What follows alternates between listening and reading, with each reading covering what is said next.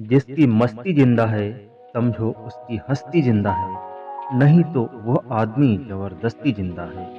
जी हाँ, कानपुर की गलियों से निकलकर मुंबई से अभिनय शुरू करके पूरे इंडिया को हंसाने वाले कॉमेडियन राजू श्रीवास्तव अब हमारे बीच नहीं है।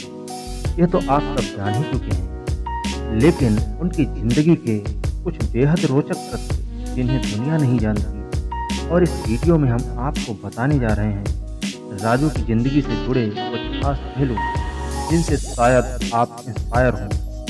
क्योंकि राजू श्रीवास्तव एक अच्छे और जिंदा दिल इंसान थे और अपनी लाजवाब कॉमेडी से लोगों को भी जिंदा दिली से जीना सिखाते थे। राजू श्रीवास्तव सिनेमा की बहुत शौकीन थे, इसलिए उनके घर वालों को लगता था कि वो कहीं भागकर मुंबई ना चले जाएं, और घर वालों का ये शक एक दिन सही साबित हुआ।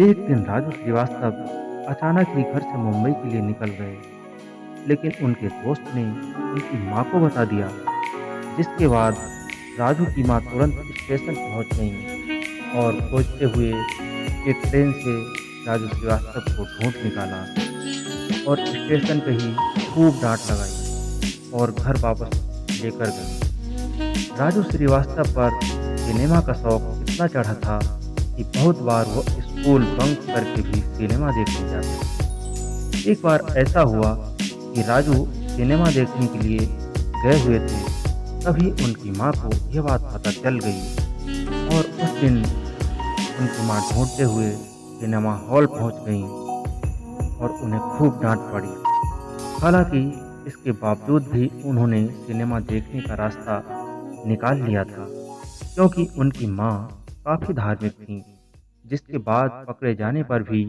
वो रामलीला का बहाना करके फिल्म देखने चले जाते रहे। राजू श्रीवास्तव का बोलने का अंदाज काफ़ी निराला था।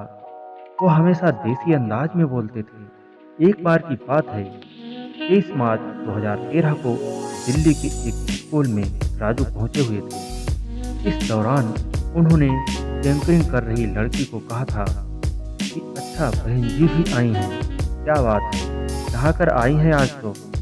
असल जिंदगी में भी बेहद नेक दिल इंसान थे राजू, और समय समय पर लोगों की मदद भी करते थे। उनके दोस्त अशोक, जो कि खुद एक कॉमेडियन हैं, ने राजू श्रीवास्तव के साथ बिताए पलों को याद करते हुए बताया कि एक दिन अचानक राजू श्रीवास्तव ने उन्हें महालक्ष्मी के डीएस स्टूडियो में रिकॉर्डिंग के लिए बुलाया था और कहा था कि आइए आप भी एक दो लाइन बोल दीजिए। अशोक आगे कहते हैं कि मैं उनका बड़प्पन कभी भूल नहीं सकता। जिंदगी में पहली बार मेरे हाथ में 150 रुपया कैश था, जो उन्होंने दिलवाया था और खाना भी खिलाया था। अशोक ने कहा कि मुंबई आने के बाद मैंने पहली बार भरपेट खाना खाया था। यहाँ तक कि राजू श्रीवास्तव ने कहा था कि तुम मेरे घर पर आकर रहो। मशहूर कॉमेडियन राजू श्रीवास्तव को गजोदर भैया के किरदार से खूब पहचान मिली। उन्होंने टीवी के comedy show the great Indian laughter challenge में इसी किरदार के साथ सफलता की पहली सीढ़ी चढ़ी थी और वहां से फिर कभी पीछे मुड़कर नहीं देखा और आगे बढ़ते चले गए। सबसे दिलचस्प बात यह है कि गजोदर भैया कोई काल्पनिक नाम नहीं है, बल्कि गजोदर भैया वास्तविकता में थे। राजू का ननिहाल बेहटा शमशान में था। वहाँ पर एक बुजुर्ग गजोधर रहते थे। वो रुक रुक कर बोलते थे। उन्हीं का किरदार राजू ने निभाया था और उस किरदार को लोगों ने बहुत पसंद किया था। राजू श्रीवास्तव अपने सोच के लिए अलग अलग जगहों पर जाते रहते थे।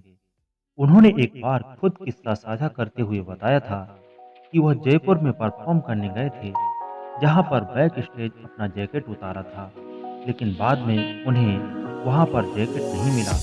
इसके 2 साल बाद राजू दोबारा जयपुर गए तो एक व्यक्ति ने राजू को हाथ लगाते हुए पूछा, मुझे पहचाना क्या? इस पर राजू ने नहीं में जवाब दिया था।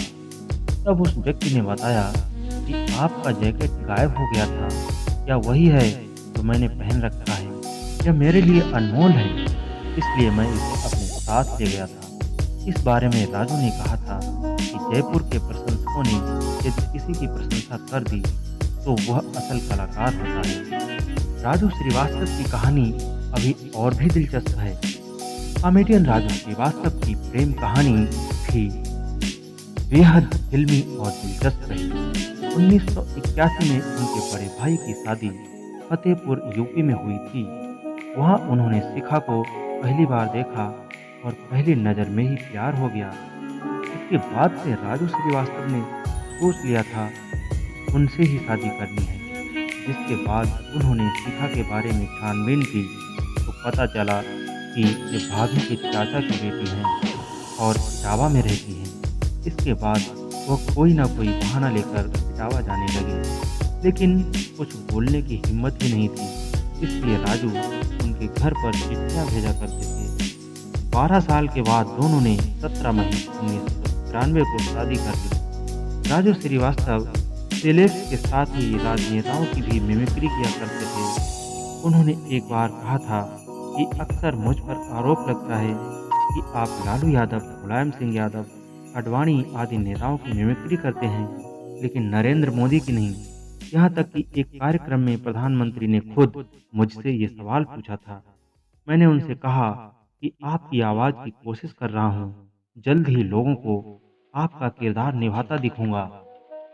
दोस्तों, राजू श्रीवास्तव की जिंदगी के रोचक पहलुओं को जानने के बाद हमें यह सबक मिलता है कि क्या बंदिशें रोक पाई हैं कभी किसी को मंजिल तक जाने से। और मेरी कुछ पंक्तियाँ कॉमेडी के बेताज बादशाह को समर्पित। वो हंसी का लाजवाब सिकंदर मरकर भी जिंदा रहेगा दिलों के अंदर। आज की इस वीडियो में बस इतना ही। वीडियो देखने के लिए आप सभी का दिल से शुक्रिया। जुड़े रहिए गुजरते वक्त की आवाज के साथ। मिलेंगे एक और शानदार इंस्पिरेशनल वीडियो लेकर। तब तक के लिए नमस्कार।